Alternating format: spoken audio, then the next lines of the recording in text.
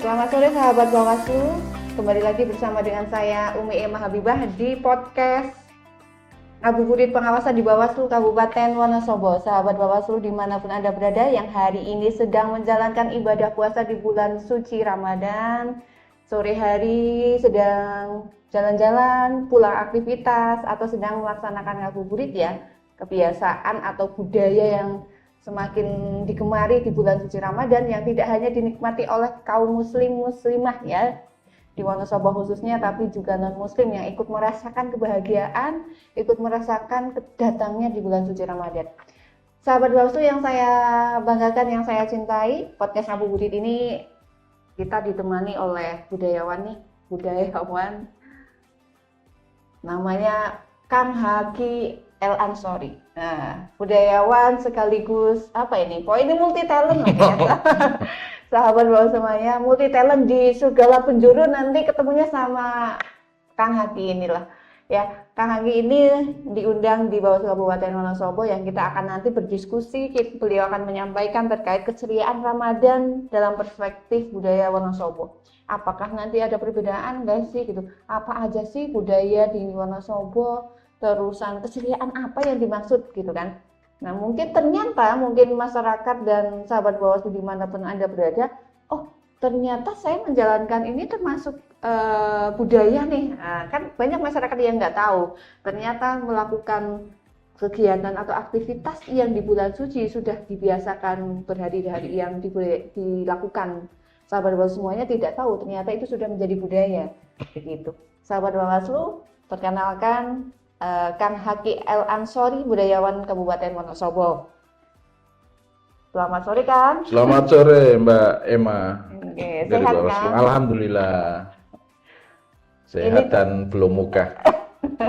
Tunggu beberapa jam lagi. Ini datang ke sini langsung mencelok begitu saja atau sudah bagi-bagi waktu ini? Ya, ya sebenarnya ada beberapa aktivitas, tetapi saya selalu memprioritaskan, misal salah satunya kayak Bawaslu ketika mengundang saya, bagi saya itu satu kehormatan, dan sebenarnya siapapun lah ketika ada sudah memberikan undangannya, saya harus memberikan prioritas. Itu bagian dari penghormatan saya kepada yang mengundang, begitu Mbak. Terima kasih karena sudah menyalakan waktu, sudah mungkin aktivitas yang lain sudah sedikit dibagi-bagi kan, mungkin di cancel, mungkin dibagi-bagi. Alhamdulillah sampailah di bawah tuh. Terima kasih Kang. Ini terkait dengan Ramadan ya, yang sebentar lagi hampir usai, dan sebentar lagi akan menyambut bulan Idul Fitri, di hari Idul Fitri. Tinggal beberapa hari, menghitung hari. Yang kita bisa lihat kita bersama bahwa di bulan Ramadan, khususnya di beberapa titik di Kabupaten Wonosobo itu terasa sangat ramai sekali. Itu sudah menandakan bahwa bulan-bulan suci akan datang, di rumah mulai bersih-bersihkan gitu kan. Betapa bahagianya kan insan, setiap manusia itu mau di bulan suci Ramadan, baik masyarakat apalagi pedagang. Kan banyak berkahnya begitu. Tentang Ramadan ya nih Pak Haki. Apa sih arti Ramadan menurut Kang Haki? Ya, Ramadan kita tahu kemudian merupakan bulan ke-9 dari penanggalan Islam atau penanggalan Hijriyah begitu.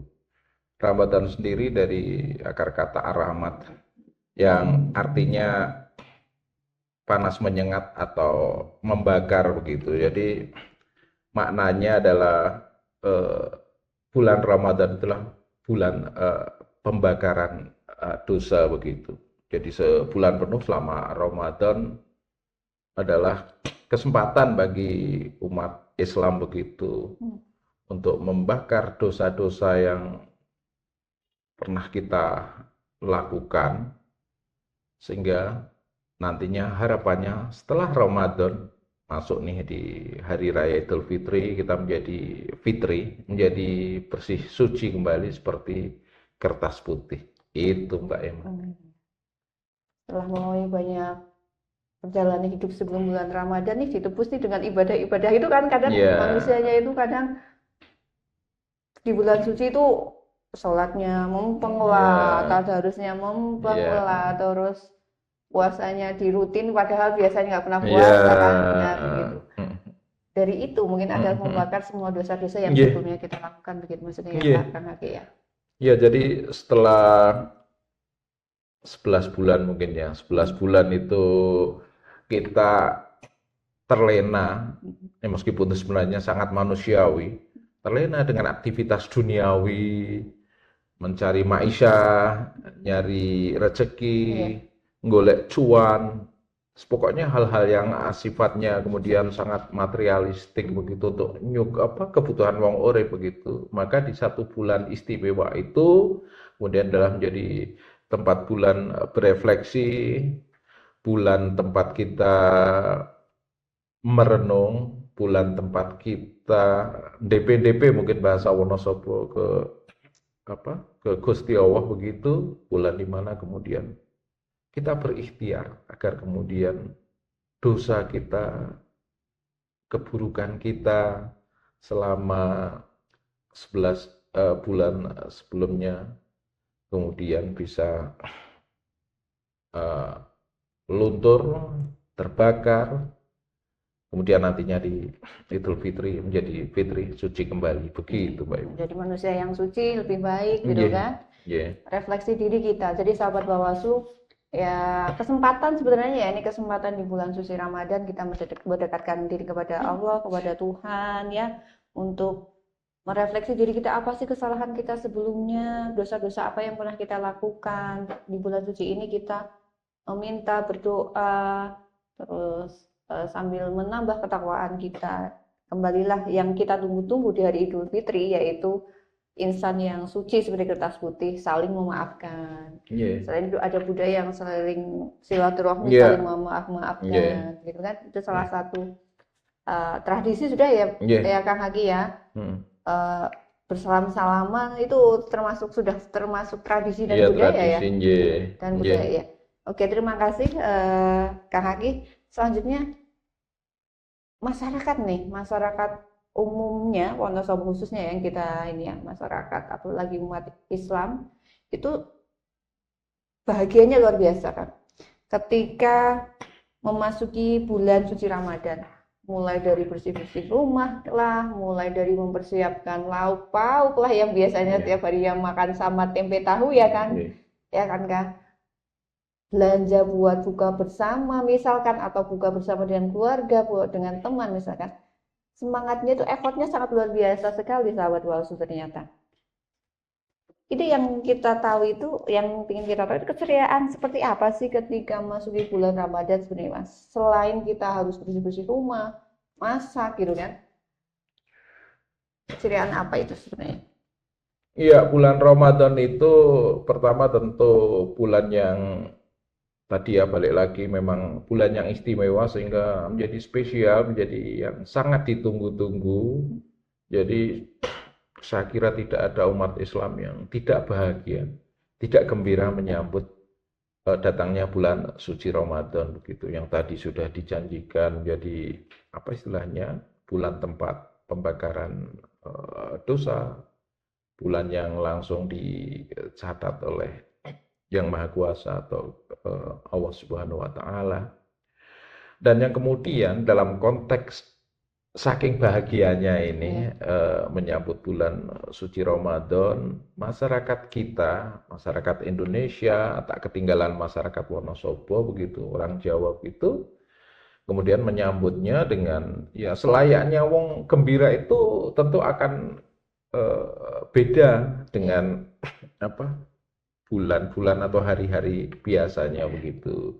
Makanya kalau kemudian Mbak Ima bertanya begitu, misal nih untuk persiapan buka itu seolah-olah yang setiap hari di hari-hari biasa menune ya ala kadarnya lah istilahnya begitu, ya bukan ala kadar sebenarnya, ya memang kayak begitu adanya biasa nih, ya tempe, tahu dan sebagainya, sepertinya kemudian setiap bulan Ramadan tuh menu buka itu agak istimewa, mungkin ada ya iwak lah zaman dulu atau daging begitu, yang nggak ada es buah jadi ada es ada buah es gitu loh buah kan. begitu, spesial lah begitu. Nah, memang kemudian ya tidak bisa disalahkan karena perasaan gembira itu kan setiap orang atau masyarakat yang kemudian kita sebut menjadi semacam budaya itu kan bermacam-macam begitu. Meski kemudian harap diingat, kadangkala kan kita berpikir begitu, setiap bulan puasa logikanya kan karena kita makan juga cuma sahur sama buko, logikanya kan rotok ngirit begitu. Iya. Tetapi faktanya ya memang kemudian pengeluaran juga sama saja, bahkan mungkin lebih dibanding Hari-hari hari-hari atau biasa ya. bulan biasa. Meskipun bagi eh, apa orang yang lain lagi dengan perspektif berbeda akan melihatnya, ya mumpung poso lah. Mumpung poso itu artinya juga jenengan atau kita juga jangan terlampau eman lah dengan diri kita, dengan keluarga kita, mangan rodo enak sidik Oh bahasanya iya. begitu. Ini dalam perspektif masyarakat Iya. awam ya. Tapi di sisi lain juga kemudian ini bagian dari juga berbagi, ngelarisi begitu. Iya. Makanya kan kemudian ada istilah perpegan, baik seminggu sebelum Ramadan ini, makanya di pusat pertokoan atau pasar kan biasanya rame, orang-orang berbelanja, bahasa Jawanya perpegan, untuk menyiapkan itu tadi, kebutuhan itu tadi. Nah, artinya kita juga sebenarnya sedang berbagi dengan para pelaku ekonomi begitu. Betul. Kapan lagi ada Kalau perpegan, kapan lagi ada perpegan atau kapan lagi dilarisi kalau enggak bulan Ramadan. bulan Ramadan atau mendekati bulan Ramadan. Dan itu menjadi semacam ditandai sebagai saat paling istimewa bagi para pedagang. Kalau kita ngobrol nih dengan pedagang, terutama pedagang pasar yang sepi begitu, biasanya kita nanya nih, nek paling rame kapan Bu? Pak, apa pegane? Nganu Mas, mendekati poso atau Ramadan dan kemudian mau hari raya begitu. Artinya kan itu juga keberkahan bagi mereka begitu. Tetapi kalau kemudian kita dengan perspektif oh yuk boros yuk apa ya memang tidak masuk begitu. Ini malah luwih pengeluaran lebih besar dan sebagainya. Itu sih Mbak. Jadi Iya. masyarakat kemudian memaknai, menerjemahkan, menyambut hari bahagia atau bulan penuh kegembiraan ini, kebahagiaan ini dengan cara salah satunya adalah memborongi atau kemudian memberikan sajian yang berbeda dibanding hari-hari biasa. Itu Mbak Betul, Emma. betul. Jadi kita sebagai pembeli dan penjual itu sama-sama saling menguntungkan ya. Yeah. Bahagianya di situ. Ternyata bahagia tidak hanya terkait dengan kita puasa, setelah itu menahan lapar, makan yang enak kan begitu kan, atau makan ala kadarnya atau apa itu bukan jadi persoalan. Yeah. Tapi ternyata keceriaan itu juga dimiliki oleh para pedagang. Yeah. Itu yang disampaikan oleh Kang Haki. Keceriaan itu juga dimiliki oleh pedagang karena sebelum bulan puasa mungkin dagangnya sepi lah. Kita bisa melihat. Saya yang biasa belanja di pasar itu loh Kang.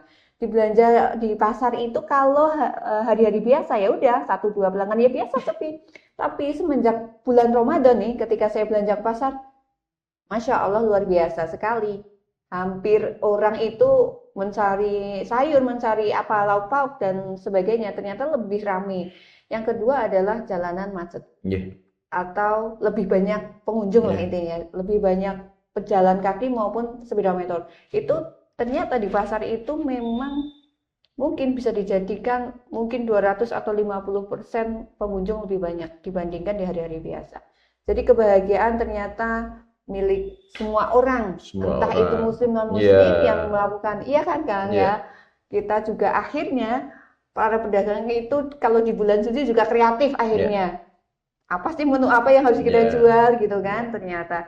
Yang kedua adalah keseriaan kita juga kadang makan ya udah lauk pauk, tapi ada menu tambahan nih biasanya, nasi, resek ya atau apa, tapi ada menu tambahan lain yaitu misalnya kayak takjil lah, kayak es buah gitu kan, kayak takjilan-takjilan itu, kayak mungkin ada cilok lah dibeli lah, yang biasanya yang nggak beli pengen cilok dibeli, pengen es buah dibeli, pengen kolak dibeli. Nah itu salah satu kebahagiaan juga bagi para pedagang. Sahabat Bawaslu, itu terkait keseriaannya ternyata tidak hanya milik kita ya sebagai seorang muslim dan juga para penikmat konsumsi kita di rumah, tapi kita juga sebagai penjual dan non muslim juga yang ikut serta bahagia karena kadang kan penjual tidak hanya muslim ya kan Iya, ya. Non muslim yang ikut berdagang juga bahagia menyambut bulan suci karena dagangannya laris gitu iya. loh kan. Yang biasanya stoknya 10 jadi tambah ini 50 misalnya kan. Gitu. Terus ini kan terkait dengan bulan suci, orang kan berbondong-bondong semangat beribadah. Meningkat mungkin 100% yang tadinya nggak jarang baca Quran, sudah jarang baca. Intinya ketakwaannya itu bertambah gitu di bulan suci. Jadi antara beribadah dan keseriaan itu yang harus imbang itu bagaimana? Iya, Kadang kan ada yang wah etok-etokan puasa nih Kang, etok-etokan puasa ngabuburit misalnya, iya, luru takjil lah kayak iya, gitu kan. iya. Ternyata nggak puasa gitu kan. Nah keseimbangan antara kita bahagianya, saking bahagianya dengan ibadah di bulan suci itu. Iya, jadi memang bulan Ramadan kemudian identik dengan semakin meningkatnya apa istilahnya ya, semakin rajin lah untuk tidak menyebut takwa ya, karena takwa itu ukurannya agak susah begitu. Semakin rajin ke masjid, ke musola begitu untuk menjalankan sholat tarwih, kemudian juga nanti pagi bangun selepas sahur, kemudian subuhan mendengarkan kuliah subuh, atau kemudian 10 hari apa menjelang berakhirnya bulan Ramadan dalam rangka apa istilahnya memperoleh Lailatul Qadar, kemudian ada istilah iktikaf ya, kemudian bermenung diri, berdiam di masjid begitu dan sebagainya. Di satu sisi memang kemudian tingkat kerajinan begitu, sergap hanya ke masjid mungkin meningkat. Meskipun tentu itu juga sekaligus juga mengingatkan kita agar kemudian menariklah apa yang disampaikan oleh Gus Ba. Saya kira godaan terbesar kita kan kadangkala ketika kita semakin rajin ini, rajin atau sergap ke masjid kan kemudian kita sering tergoda untuk memandang yang tidak pernah ke masjid di bulan puasa begitu juga dianggap tidak saleh atau takwa.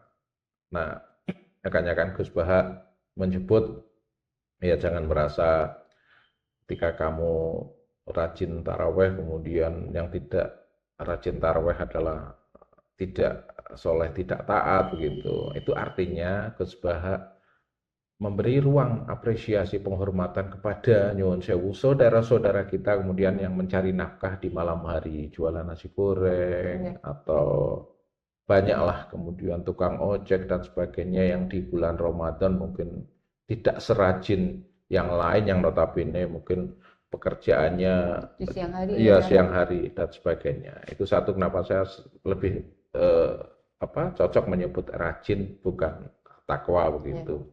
Nah, hal paling penting kemudian juga sebenarnya parameter apakah kesalehannya meningkat atau tidak kan sebenarnya nanti pasca Ramadan begitu. Jadi setelah atau pasca Ramadan itu kayak apa tindakannya sebagai umat beriman dalam hal ini sebagai orang muslim begitu. Makanya kan kemudian ada istilah kesalehan personal atau individual dan kesalehan sosial. Nah, dalam konteks keduanya, kesalehan personal dan kesalehan sosial, itu memang bulan Ramadan menjadi ruang pembelajaran itu tadi, kedua konteks kesalehan itu tadi. Misal itu tadi kesalehan sosial sing selama 11 bulan mungkin jarang ke masjid, di bulan Ramadan rajin lah istilahnya begitu. Yang 11 bulan biasanya agak pelit, agak seret banget, hitung-hitungan banget begitu. Selama Ramadan kemudian sangat enteng berbagi begitu, berikan apa istilahnya, memberikan buka puasa untuk musafir, untuk tetangganya yang kurang mampu, dan memberikan zakat baik fitrah maupun mal, atau kemudian ada memberikan bakti sosial dan sebagainya dan sebagainya. Nah, itu saya kira Ramadan memang kemudian menjadi laboratorium lah, menjadi ajang pembelajaran dalam konteks untuk memberikan itu tadi makna soal kesalehan baik individual maupun kesalehan sosial. Nah, buahnya kapan ya? Buahnya itu tadi setelah Setelah Ramadan tuh Ramadan ya. membekas enggak? Kalau kemudian ajeb wae balik lagi ke setelan pabrik ya saya kira ya boleh jadi itu Iya, menjadi catatan untuk masing-masing begitu. Itu iya, Mbak Emma. iya.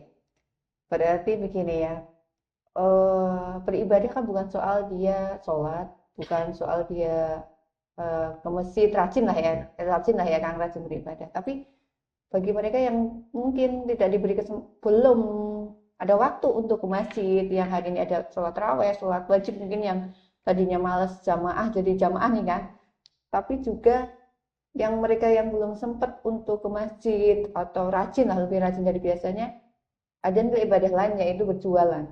Karena dengan berjualan dia menghasilkan uang untuk menghidupi keluarga, anak, istri mungkin ya. Nah, itu kan salah satu nilai ibadah ya. Yeah. Ibadah dalam hal mencari nafkah begitu Yeah. kan. Jadi keceriaan ini memang sangat luar biasa. Bahagia dalam beribadah, ada satu sisi bahagia dalam menyambut bulan suci Ramadan, beribadah dalam hal apapun kan. Yeah. Baik ibadah wajib maupun sunnah, entah itu ibadah dari sisi tanggung jawab dia untuk mencari nafkah. Dan bahagianya juga untuk mencari nafkah seperti sahabat-sahabat atau pedagang di Wonosobo itu adalah membludaknya pengunjung gitu ya kan ya.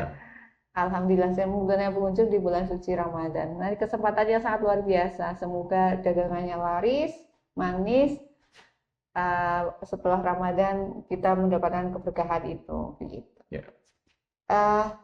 Ini Kang, ada hal yang biasa dilakukan oleh kaum muslimin ini ya, kaum orang Islam nih. Itu jalan-jalan sore atau bisa jadi disebut ngabuburit yo kayak gitu yo, ngabuburit gitu kan. Nah, hal ngabuburit itu kenapa sih harus ada gitu kan? Kenapa adanya di bulan Ramadan gitu kan? Ngabuburit nggak ada di bulan-bulan lain gitu. Iya, terima kasih Mbak Emma dan ya selamat sore untuk para pemirsa dari Bawaslu Channel gitu. Jadi memang ngabuburit itu kan sebenarnya istilah dalam bahasa Sunda ya. Kalau di bahasa Jawa atau orang Wonosobo sering menyebut golek sore ya. Atau kalau lebih spesifik lagi di Wonosobo nunggudung gitu. Nah, aktivitas ngabuburit ini kan aktivitas di mana kemudian masyarakat dalam konteks golek sore atau menunggu waktu berbuka itu kan kemudian bermacam-macam begitu, dalam arti bisa kemudian aktivitas itu semata mencari penganan gitu, atau istilah sekarang golek takjil begitu. Meskipun saya yakin di rumah mungkin sudah ada, cuma kadangkala kemudian mereka yang punya anak kecil atau yang anak ABG gitu butuh variasi begitu. Paling variasi ya di meja makan. Iya, karena di rumah paling standar kan nasi, sayur, lauk sangat standar begitu. Nah, mereka biasanya coba nyari variasi. Apalagi hari ini makanan-makanan yang modern, mungkin model Chinese food atau Korean food, ada model kimbap, ada mentai, kemudian ada sushi, kemudian ya banyak lagi es teler dan sebagainya yang notabene hanya bisa didapatkan di penjual-penjual di pinggir jalan begitu, atau kemudian di pasar Pujasera begitu. Nah, itu satu. Yang kedua ya memang kemudian aktivitas golek sore atau ngabuburit itu kan juga dalam rangka terutama untuk adik-adik kecil atau anak-anak kecil begitu yang lagi belajar poso begitu kan. Nanti kalau di rumah terus nanti malah tergoda, ibunya masak begitu Mm-mm. matang sudah mesti tergoda, Bu sih pirang menit meneh atau berapa jam lagi kan, ya wis Mm-mm. nono wae dolan bae dan sebagainya. Artinya itu juga menjadi pembelajaran agar si anak atau si anak-anak muda itu juga kemudian belajar untuk apa istilahnya, ya biar tidak kemudian kepikiran panganan wae begitu. Jadi ada waktu tenggang untuk berbuka nggo nyelimurke mungkin istilahnya begitu. Nah, meskipun hari ini kemudian aktivitas ngabuburit juga menjadi beragam maknanya dan beragam aktivitasnya, tidak semata-mata berurusan dengan golek sore dalam arti menunggu waktu berbuka, karena ngabuburit juga menjadi di situ juga ada misal pemaknaan-pemaknaan yang bisa jadi menjadi sangat aktivitas politik, aktivitas sosial dan sebagainya. Contohnya hari ini kita tahu gitu ada banyak misal teman-teman yang bergiat di partai politik juga akan mengadakan ngabuburit partai apa misal Iya. begitu. Kemudian ngabuburit berbagi apa ngumpulin misal komunitas apa dan sebagainya. Artinya ngabuburit itu sendiri tidak lagi semata-mata aktivitas menunggu berbuka puasa, tapi di situ juga diisi oleh kegiatan-kegiatan ya Positif ya. yang sudah sering Mm-mm. sih jelas kegiatan keagamaan, mungkin apa taklim kajian atau kemudian tausiah, tapi juga ada aktivitas-aktivitas politik, aktivitas sosial dan sebagainya. Nah, tetapi hal paling penting memang karena itu sudah menjadi tradisi, maka kemudian di ngabuburit itu tadi memberikan banyak apa orang menyebut multiplier efek ya begitu. Yang efek yang kemudian menyasar banyak kepentingan, tentu pedagang diuntungkan, tentu kemudian beberapa komunitas diuntungkan, kaum mustadafin juga kemudian mendapatkan manfaat dari adanya ngabuburit, Iya. kemudian para pengusaha, crazy rich, partai politik juga kemudian ada aktivitas untuk menyalurkan apa istilahnya yang mereka punyai. Kalau orang kaya juga kekayaannya, kalau partai politik mungkin ada program yang bisa disasar ke konstituen atau ke masyarakat yang membutuhkan. Itu sih sebenarnya. Iya. Terkait dengan tadi saya mendengar tentang nunggu dung Nunggu gitu dong kan. ya, Nah, nunggu dung ini penasaran sekali. Nunggu dung itu sebenarnya apa sih? Nunggu dung itu karena nunggu intinya kan nunggu Iya, buka gitu iya kan, nunggu nunggu buka. saatnya Iya, untuk iya, makan gitu kan. Nah, iya. itu apa itu? Kamu bisa dijelasin itu kan? Nunggu dung itu apa sih? Iya, jadi di sekitar tahun 70-an ya, 70 sampai ya 80-an begitu. Di Wonosobo itu, terutama di Masjid eh, Jami atau Masjid Kauman lah dulu sebutannya Masjid Jami Kauman itu penanda datangnya waktu berbuka. Kalau hari ini sirine, kalau Mm-mm. hari ini mungkin ya adzan dan apa istilahnya bunyi beduk begitu. Kalau dulu di Masjid Kauman ada penandanya adalah dengan membunyikan atau menyalakan bom lah, bom dalam arti mercon raksasa begitu. Jadi kebetulan dulu bapak saya juga bagian Rakit. nyumet, nah nyumet Nyumut. bukan rakit karena dulu belinya di Kudus, pabrik mercon itu dulu Oh, di adanya di Kudus. Kudus, ya jadi itu bapak termasuk salah satu yang eksekutor atau yang ikut menyalakan begitu. Nah, karena bunyinya kan dua kali bunyinya, Hmm. istilahnya di bawah duk gitu, bluk gitu, dan ada kayak bola Terbang. bola api gitu naik ke atas apa naik ke atas tinggi gitu, kemudian led dung gitu. Nah, suaranya dung itu menjadi penanda sudah masuk waktu berbuka. Makanya kemudian masyarakat Wonosobo tahun 70-an sampai 80-an awal begitu menyebut ngabuburit sebagai aktivitas nunggudung di Masjid Kauman.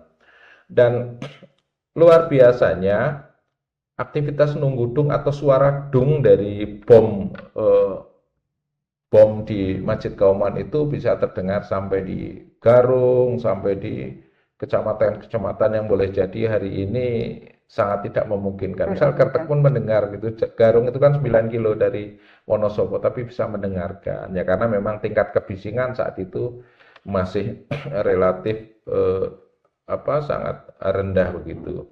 Nah, aktivitas nunggudung ini juga kemudian yang menjadi semacam ruang perjumpaan. Nah, saya sering menyebut itu. Misal nih dari apa masyarakat yang di daerah selatan, mungkin dari Jarak Sari, Tosari, kemudian Kasiran, Sapen dan sebagainya, itu berbondong-bondong nih ke Masjid Kauman. Aktivitas untuk nunggudung itu tadi sepeda nih anak-anak mudanya saat Berarti itu. datang itu sudah sambil bawa takjil atau Ya, makanan? ya ada sudah bawa takjil, tapi kan zaman segitu, zaman susah ya istilahnya begitu ya takjile ya mungkin jenis opak begitu atau opak juru ya misal kayak begitulah, belum sampai ke makanan yang modern. Nah, nanti ketika mulai itu, nah di Masjid Kauman itu orang dari Kasiran, dari Sapen akan ketemu dengan orang dari daerah utara, Kalianget, orang dari daerah timur dan sebagainya. Jadi ada semacam public space di komplek Masjid Kauman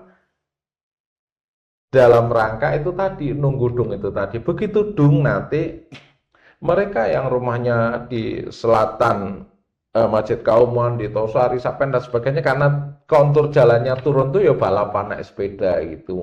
Balapan sampai rumah dan sebagainya. Jadi aktivitas nunggudung adalah aktivitas yang ditunggu dan dirayakan dan di situ menjadi ruang perjumpaan bagi banyak masyarakat di beberapa bagian dari kota Wonosobo gitu. Tidak cuma Wonosobo kota tapi juga di daerah-daerah pinggiran dan sekitarnya. Begitu. Ya, jadi dung. Ya dung namanya ya. Itu dung karena belum ada sirine. Kalau sekarang sirine kan? Iya, sekarang sirine. Iya, disering baru asal tuh ya. Iya, tapi memang nuansanya lain lah ya karena menjadi sudah sangat biasa modern ya modern begitu. Dulu kan sekaligus itu menjadi kayak hiburan lah ya karena nggak ada kegiatan lain dalam konteks ya nunggudung itu.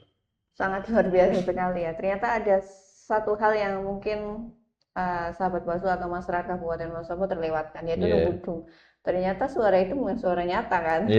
Bukan hari ini kita mendengarkan sirine siap-siap untuk berbuka puasa. Ternyata dulu itu karena elektronik, media massa, media sosial masih sangat-sangat kurang, terbatas. Sekarang di era media sosial yang sudah sangat luar biasa, elektronik yang sudah memesat ya itulah sirine. Cuman yang mungkin sebagai Pak Haki ya, sebagai pelaku sejarah mungkin di masanya kan asik ya dulu ya, tapi hari ini sudah berganti, mungkin sudah berganti. Kalau waktu dulu itu waktu kecil itu karena saya di daerah sangat selatan ya, jauh itu tidak mendengarkan dung itu mungkin tidak terdengar sampai Kaliwiro itu Kang ya. Waktu kecil itu mungkin jauh banget ya, Kang Haki kan sudah 70-80. Itu tuh adanya nunggu dung dengin itu kan, simpan nunggu dung dengin, sabar gitu kan. Nah, ternyata dung-dungnya itu beduk loh. Nah, di Masjid Mushola itu kadang ada pentongan sama beduk. Nah, itu yang hari ini mungkin juga terlewatkan. Pentongan dan beduk di masjid di Mushola juga sekarang kan sudah hampir punah gitu kan. Padahal dulu waktu kecilnya saya nih, kalau Kang Haki kan itu pakai peta mercon yang besar ya. Kalau saya kan tidak menangi, masanya berbeda. Kalau di kampung saya itu nunggu beduk dingin, nunggu dung dingin, nah artinya dung dung, tok tok dung dung gitu. Ternyata pakai itu. Dan yang hari ini sudah tidak pakai kan, karena entah itu simbah-simbah atau nyelak ke waktu ke musola, ke masjid untuk nutup pentong sama beduk, iya kan. Nah, sekarang sudah nyalakan saja sirine kan. Gitu. Itu ya, sahabat Bawaslu, ternyata sebelumnya ada yang namanya nunggudung itu. Yang hari ini kita kenal itu hari ini sudah pakai sirine ya, sudah zaman modern itu. Terkait ngabuburit, apakah ada ngabuburit itu termasuk salah satu keceriaan kita ya di dalam puasa Ramadan ya Kang ya? Iya. Jadi keceriaan kita itu selain beribadah dan lain itu ada ngabuburit. Nah, terkait juga dengan berbuka. Ya. Tadi kan ngabuburit juga salah satu momen kita untuk konsolidasi mungkin antar partai politik, anggota, terus kegiatan sosial, ngabuburit terkait dengan kelompok-kelompok ormas-ormas gitu kan, kadang ngabuburit dan dilanjutkan buka bersama begitu. Apakah hari ini buka bersama itu sudah menjadi tren ya Kang, atau apa menurut panjenengan Kang? Selain itu kan juga ya kita pahami juga bulan suci Ramadan itu secara tidak langsung mempererat tali silaturahmi gitu kan. Mungkin buka bersama dengan alumni gitu kan.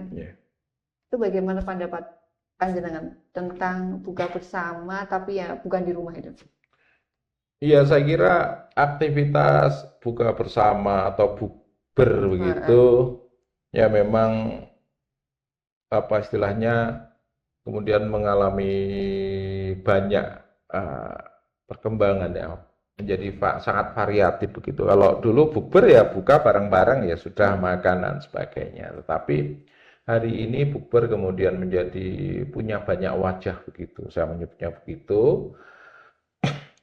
Bukber kemudian juga bisa tadi melibatkan mungkin alumni, sesama alumni, bukber mungkin dengan circle-nya, bukber dengan bestinya, makanya kan sering ada diplesetkan meskipun dah hadis gitu, berbukalah dengan yang manis itu maksudnya dengan kurma, kolak dan sebagainya, tapi dipleset ke bukber berbukalah dengan yang manis.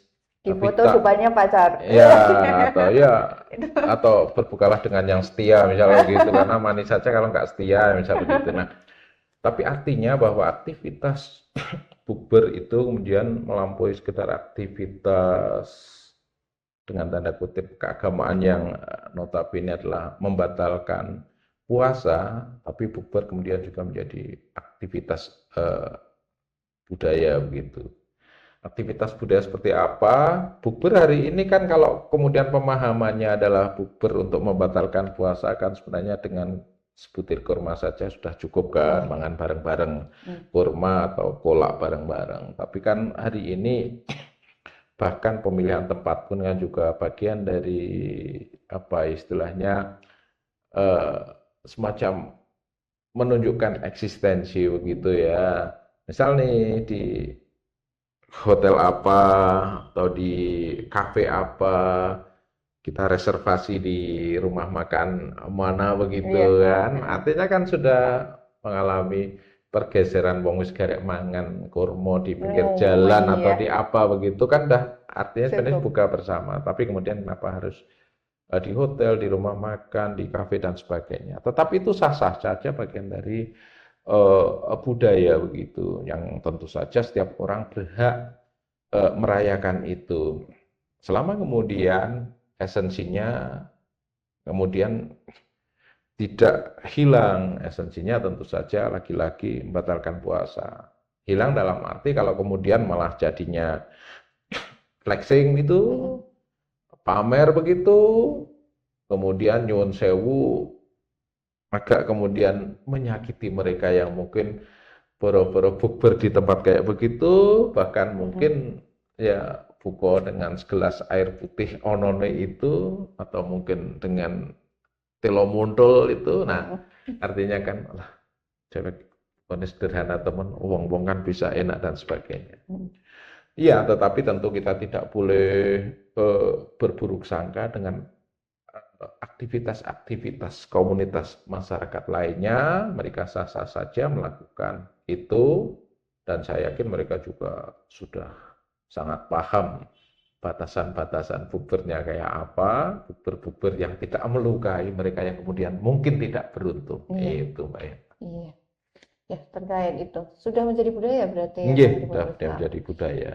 Ada yang kelewat nih sebelum buka bersama atau sebelum buka di rumah itu ada takjil. Sebenarnya kenapa sih takjil itu kan hanya ada di bulan Ramadan?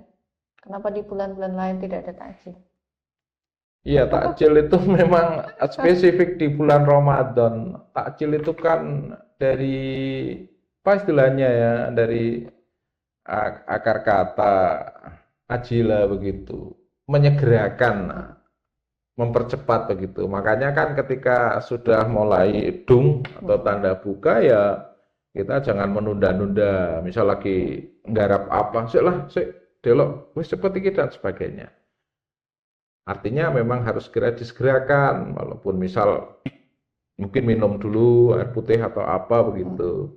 Nah, memang disarankan ketika menyegerakan itu, makanya tadi ada ungkapan berbukalah dengan yang manis ya memang disarankan dengan kurma atau di kita ya mungkin cola, teh manis dan sebagainya dikandung maksud yang manis-manis itu kan kemudian memberikan kalori begitu.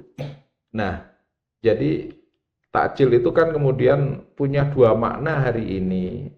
Takjil dalam arti menyegerakan sebagai kata kerja dan takjil kemudian sebagai kata benda. Orang kan kemudian ya saya sendiri kan kemudian ya takjilannya opo. Jadi menyebut takjil itu bukan dalam konteks kata kerja menyegerakan itu, tetapi kemudian pada kata bendanya.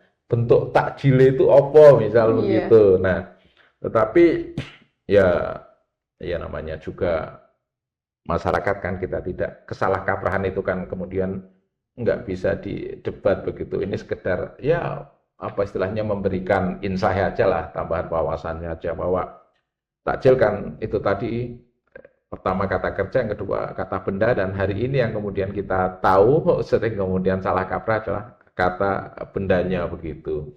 Nah, itulah kenapa kemudian takjil akan terasa nikmat ya karena memang kita menahan lapar haus dari itu tadi apa setelah sahur, setelah imsak lah istilahnya begitu. Itu nah kenikmatannya ya di takjil itu. Kalau pertanyaannya kenapa tidak ada di apa hari atau bulan lain begitu. Nah, tentu saja dalam konteks takjil apakah juga berlaku untuk adik-adik kita yang aktivis poso beduk atau poso manuk pudang? Ya tentu saja tidak. Ini untuk istilahnya poso yang benar-benar itu tadi sampai maghrib lah insya Allah begitu. Kalau poso beduk kan poso latihan lah ya begitu. Itu Mbak Emma. Iya, terima kasih Kak Agi. Jadi takjil memang adanya di bulan suci. Jadi kata ajilan itu memang untuk menyegerakan berbuka. Jadi memang tidak boleh menunda berbuka ya. Kalau sudah waktunya buka maka berbukalah dengan yang manis-manis kalau tidak ada. Kalau adanya air putih juga alhamdulillah begitu. Juga nambahin Mbak, cuma memang kemudian ada apa istilahnya hal-hal yang kemudian ya saya sendiri kadang-kala juga masih melakukan kadang-kala. Sebenarnya takjil itu kan dah cukup lah apa kurma atau es buah atau cola dan sebagainya. Atau kalau di daerah Kalibeber tuh zaman dulu opak. Bukan opak, namanya kluwo. Oh, kluwo. Kluwo, ya kluwo, tahu ya? Kluwo tahu. Iya, kluwo itu saya kira Mas Mahmud tuh tahu gitu. Kluwo itu ya irisan ketela ya, irisan pisang sama kemudian ketela rambat lah muntul, kemudian ada campuran berasnya juga, ada duduh, ada kuahnya begitu. Ya beda dengan kolak gitu, tapi karena ada campuran berasnya. Ini di daerah-daerah kayak Kalibeber tuh masih ada glua namanya, gitu. Glua lah ya begitu. Nah, itu tadi kadang-kala kita sebenarnya diingatkan untuk tidak berlebihan karena metabolisme tubuh itu kan nembe kosong dari habis sahur sampai waktu buka itu kan sebenarnya harus ada jeda lah, harus ada ojo langsung apa ya balas dendam lah mungkin ya.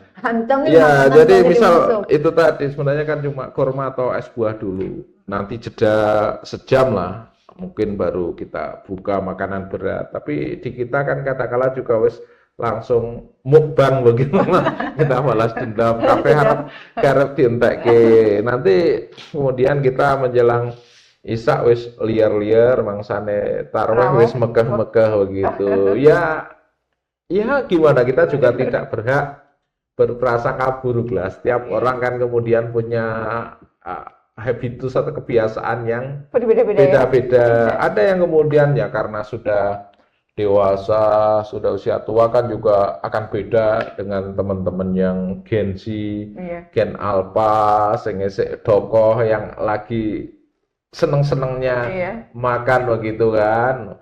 Untuk nyuwun sewu para kasepuan yang notabene sudah ngilari makanan-makanan berat kan juga sangat menjagalah mangan nganu sithik wae wis wareg begitu. Mm-mm. Itu jadi Iya. laki-laki kita nggak bisa maitulah istilahnya Iya. begitu Mbak Emma. Iya. Terima kasih kan. Sahabat Bawaslu, itulah terkait dengan takjil ya yang mungkin beberapa di teman-teman sudah disiapkan di sore hari, dihidangkan. Sekarang mungkin sedang jalan-jalan, sudah menghidangkan berbagai masakan di sore hari. Sudah ada kolak ya, gluwa. Kalau zaman dulu memang jual gluwa. Saya masih ingat kalau saya nggak ada kolak gluwa. Itu kan pergeseran kata. Iya. Cuman hari ini kolak itu memang isinya lebih beraneka Iya, ragam lebih kan. Iya, lebih bervariasi aja. Toppingnya lebih. Toppingnya itu yang ada kolang kaling, nanti Iya. ada topping apalah permata lah apa itu ya. Kalau dulu ya mungkin cukup dari hasil bumi seadanya gitu ya Kang ya. Iya. Ada pisang, ada tela, ada campuran Beras nasinya, ini ya, berasnya, campuran nah, itu nasi. luar. Memang saya Iya. masih ingat tidak ada kolak dulu. Kalau Iya.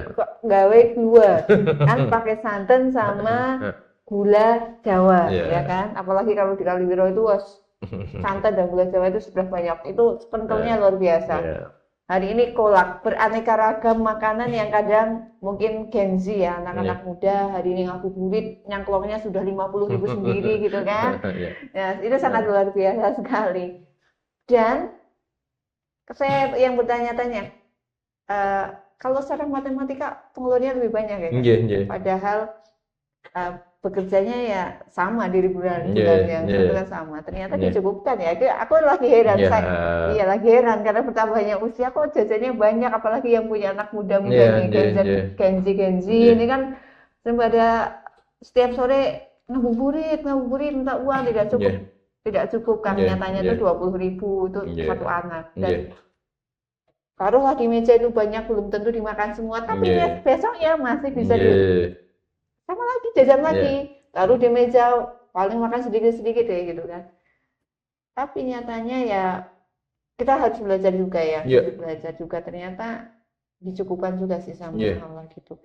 Terus dilatih juga sebenarnya tidak boleh berlebihan karena ada sebagian orang yang tidak seperti kita menikmati hidangan yang mungkin lebih cukup gitu kan. Nah maka dari itu banyak nih ada mungkin komunitas-komunitas ya kan yang tadinya tidak berbagi saling berbagi di bulan puasa itu masalah sekali loh ya.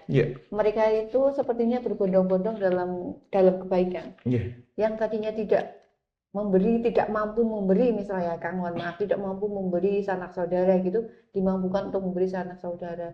Yang tadinya tidak memberikan kaum doa apa misalnya kayak Jumat berkah itu kan ya kadang kan. Atau selain Jumat berkah lah kadang bagi-bagi takjil gitu di jalannya, ternyata itu karena refleksi kita juga saat kita bahagia di bulan suci juga kita harus ingat seimbang gitu kan, ingat kita juga memiliki rezeki lebih di bulan suci, mereka berbondong-bondong untuk berbuat kebaikan ternyata. Iya, jadi tadi kita membahas ngabuburit, tapi ada yang mungkin agak lupa Mbak Emma. Jadi aktivitas ngabuburit kan tentu sore hari. Padahal ada aktivitas di pagi hari berkaitan dengan tradisi di bulan puasa begitu. Apa itu kan? Iya, jadi saya masih ingat betul gitu. Dulu kan ya otomatis lah setelah sahur itu kan kita nggak boleh tidur begitu. Orang tua kan kemudian apalagi saya tinggal di komplek masjid begitu, kemudian mesti mengharuskan atau memaksa saya subuhan begitu. Nah, ketika subuhan jajannya ngantuk banget begitu, tapi kan tidak elok begitu kalau kemudian teman-temannya pada di masjid kok balik begitu.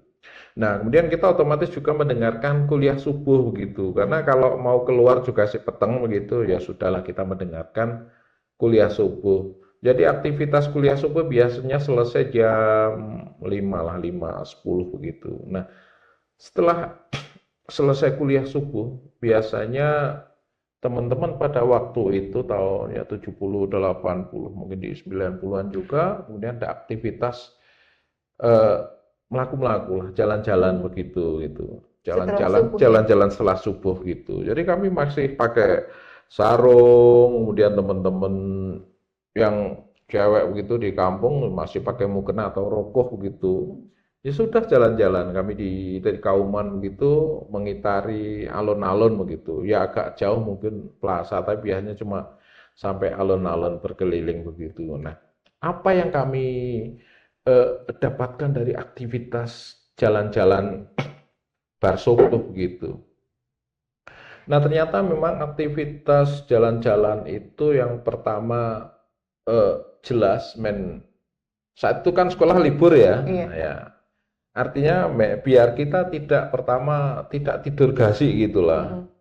Itu mendila istilahnya ngulur agar kita tidak ketidur gasi begitu. Dan kita jalan-jalan habis subuh.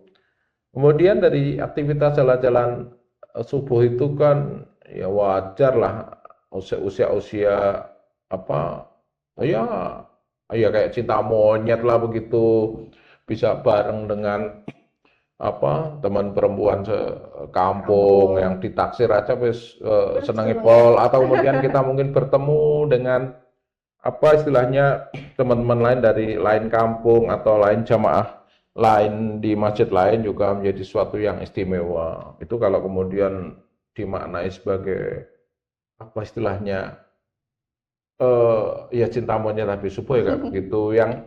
Yang hal paling penting begitu bagi saya pribadi yang membentuk saya menjadi kayak sekarang dalam konteks misal orang saya menyebut saya sebagai aktivis lintas agama. Jalan-jalan subuh itu juga membuat saya menemukan ruang-ruang perjumpaan lintas iman. Pertama, saya mengenal gereja Kristen Jawa lebih intens ketika jalan-jalan subuh nih lewat sana nih pojok pasar sana. Oke, opo bangunan gereja Kristen Jawa aku iki papadange jagat. Atau kemudian ya belum sampai kelenteng tuh kejauhan begitu. Atau kemudian kita lewat selatan alun-alun ada GKI Gereja Kristen Indonesia begitu. Yuk kita lewat tentu saja gereja Santo Paulus, gereja Katolik, SD Pius, dan sebagainya. Yang spesial kadang-kala kita ketemu dengan rombongan suster biarawati yang mau sembahyang pagi begitu. Atau kemudian dulu ada namanya Romo Rosmeyer, seorang Romo dengan sepeda unta itu, nyepeda begitu kita menyapa kami anak-anak saat itu begitu. Nah, kemudian ingatan-ingatan itu yang membekas di kami lah, terutama saya begitu, bahwa ada teman-teman di luar Muslim dulu yang masih melihatnya bahwa asing begitu di gereja, butuh ngomong Islam dan sebagainya begitu. Tetapi itu membekas betul sehingga kami kemudian mendapatkan banyak pelajaran dari jalan-jalan selepas subuh itu. Kami bertemu dengan rombongan suster, dengan romo, kami bertemu melihat gereja, kami melihat orang-orang pagi-pagi sudah harus beraktivitas jualan dan sebagainya. Nah, ingatan itu yang membekas, Mbak. Nah, saya perlu tambahin lagi, kan kita juga ini tidur nih habis jalan-jalan subuh biasanya. Nah, tapi nanti kan nggak mungkin tidur terus begitu.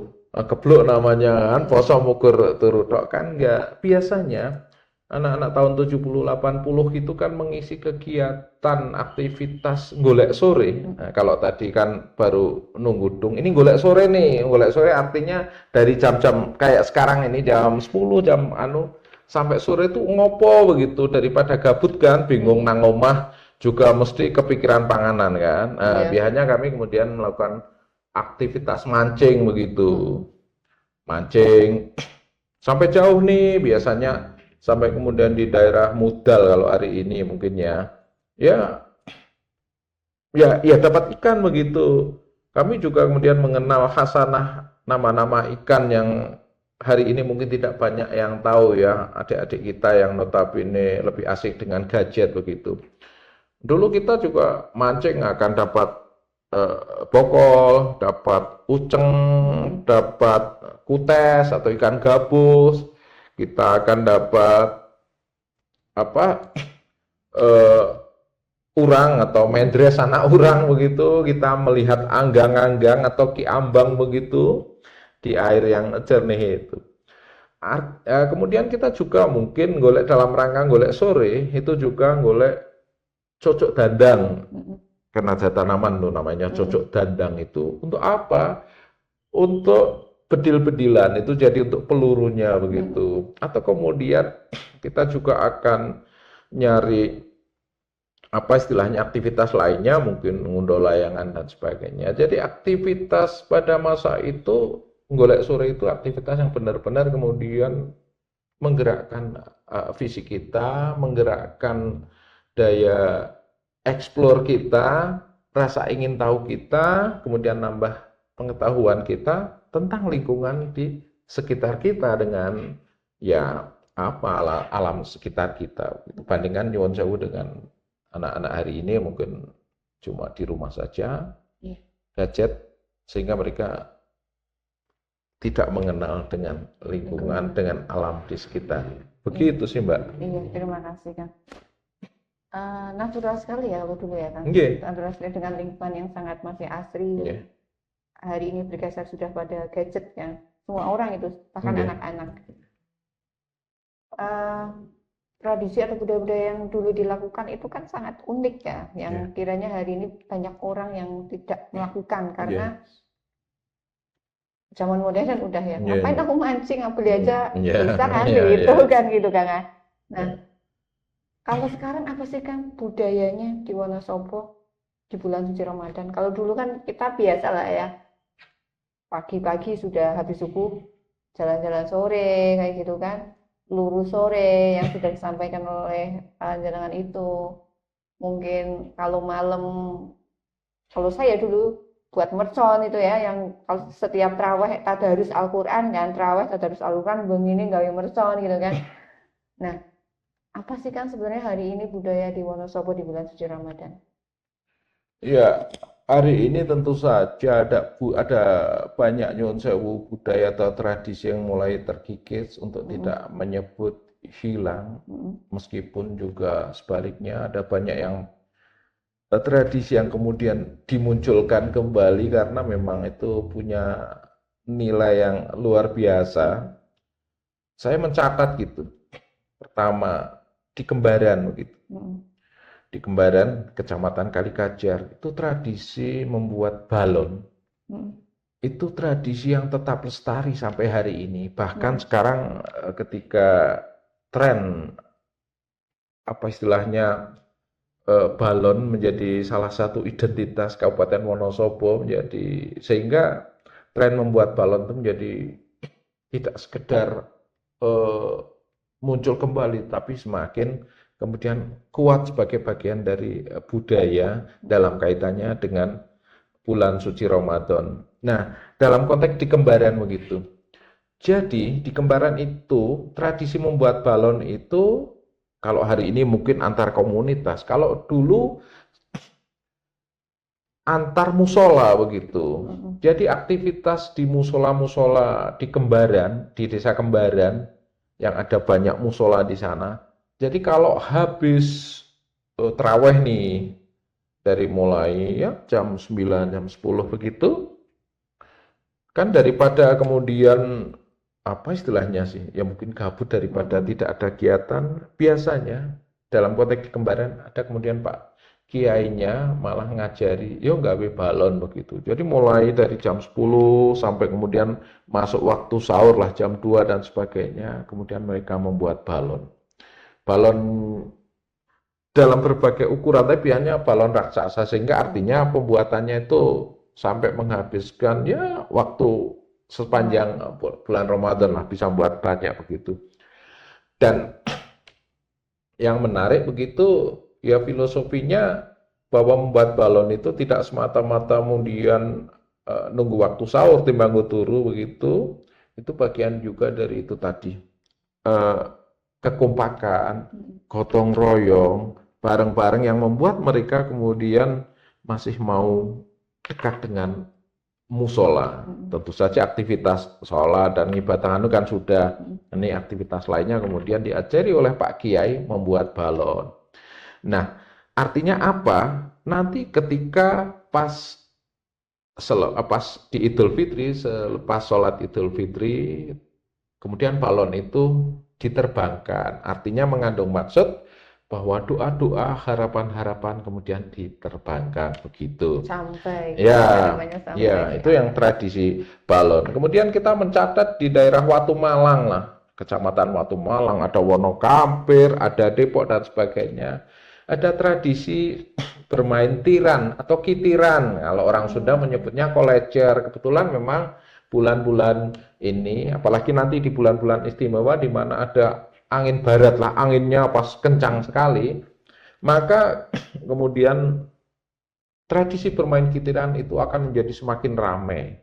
Nah, jenengan bisa melihat begitu tradisi itu sudah tumbuh semenjak ya tahun 40-an begitu. Saya mencatat ada satu bilah tiran, bilah kitiran itu buatan tahun 45 di Desa Depok, Watu Malang. Kemarin saya juga baru saja melihat langsung begitu bapak-bapak ini bermain tiran, bermain kitiran. Artinya apa? Tradisi bermain kitiran tidak semata-mata kemudian dolanannya cah cilik, enggak. Di daerah Watu Malang itu juga dimainkan oleh orang-orang tua, anak-anak remaja dan sebagainya. Keasikannya di mana? Keasikannya pertama dalam rangka golek sore, yang kedua kemudian suara bilah-bilah bambu yang berdengung itu orang membuat trance gitu, kayak indah sekali gitu.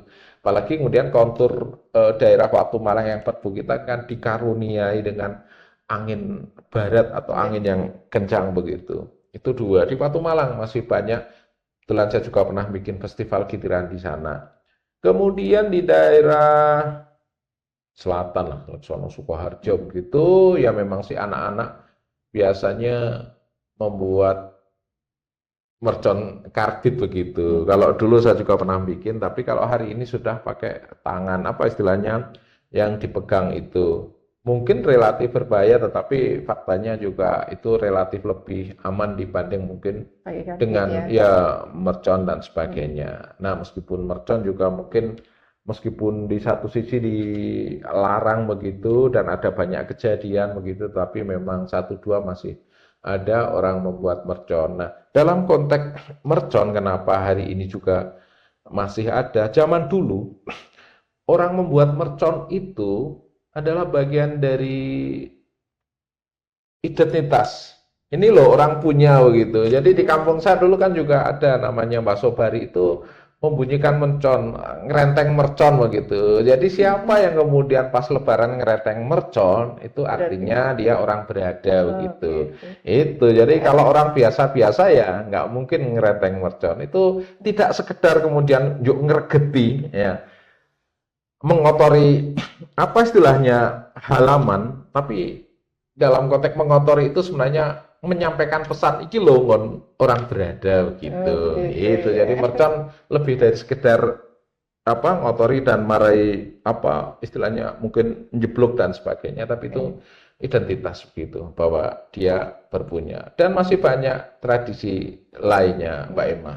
Ya, terima kasih Kang. Mungkin di setiap daerah berbeda-beda ya. Banyak di Kabupaten Wonosobo, pelosok-pelosok daerah yang memiliki tradisi lain itu yang disampaikan oleh Kang Haki yang lama, tradisi lama yang muncul, masih muncul ya, masih dilakukan. Oh iya, satu lagi, tradisi membuat ting begitu. Ting itu hari ini mungkin sebutannya lampion begitu, karena memang zaman itu masih terbatasnya penerangan, jadi di warga-warga di desa-desa membuat ting dari kertas Dari kertas minyak lah sebutannya. Kalau kita menyebutnya kertas delancang begitu. Jadi bentuknya macam-macam, dipasang di pagar rumah atau di masing-masing rumah, itu namanya tradisi membuat ting. Ya lagi-lagi itu maknanya ya maknanya tentu saja kemeriahan, kemudian memberikan penerangan begitu, sehingga malam-malam bulan Ramadan adalah malam-malam yang berbeda begitu. Nah, tradisi buating itu juga yang kemudian hari ini mungkin dilombakan juga festival lampion atau apa dan sebagainya. Itu sih Mbak Emma. Oke, terima kasih Kang. Banyak banget tradisi dan budaya di Kabupaten Wonosobo yang dulu sudah ada dimunculkan kembali atau hari ini sudah mulai baru ya, tradisi baru. Tapi yang masih banyak, yang umumnya masyarakat Wonosobo masih menikmati hari ini ya itu tentang balon ya kan. Iya, Karena balon. sampai saat ini banyak festival balon di Iya. Wonosobo. Iya. Oke, terima kasih Kang Haki atas penyampaiannya terkait dengan budaya di Kabupaten Wonosobo di bulan suci Ramadan. Sahabat Bawaslu yang saya hormati, yang saya banggakan, selamat sore. Terima kasih sudah menemani kami bersama dengan Kang Haki El Ansori dan saya Umi Habibah di sore hari ngabuburit pengawasan bersama dengan Bawaslu Kabupaten Wonosobo. Kiranya cukup sampai sini perbincangan kita dengan Kang Haki El Ansori. Terima kasih Kang. Matur nuwun Mbak Emma. Waktunya sudah hadir, sudah mau menyempatkan di Bawaslu Kabupaten Wonosobo. Saya Umi Habibah. Selamat ngabuburit, selamat menuju berbuka dengan keluarga, dengan sahabat, dengan teman-teman dimanapun Anda berada. Undur diri, Assalamualaikum warahmatullahi wabarakatuh. Assalamualaikum.